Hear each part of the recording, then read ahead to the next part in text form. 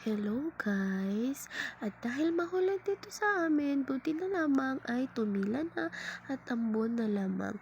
Ako pa pala ay nasa paaralan ni Ate Shanea para suportahan siya sa kanilang maikling program.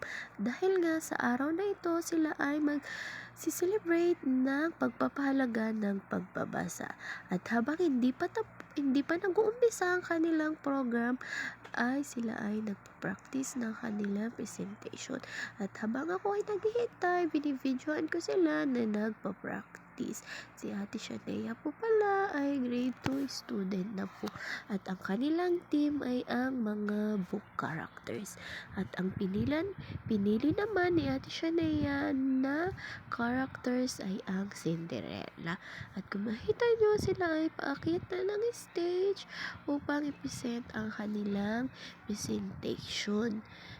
At ayan na nga, sila ay nagtutula na at ako naman ay nanonood habang nag-video sa kanya. Hindi na po pala ako nahirapang maghanap ng damit ni Ate Shanea dahil ang pinili naman niya ay Cinderella. Binigay po pala yan ng aking tita last year pa. So ayan guys, habang sila ay nagtutula at maikli lamang ito, ay todo hintay akong matapos ang kanilang program.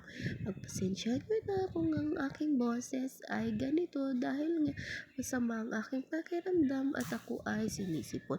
At pagkatapos ng kanilang program, umuwi na ako at nagpahinga dahil nasabi ko ay masama ang aking pakiramdam.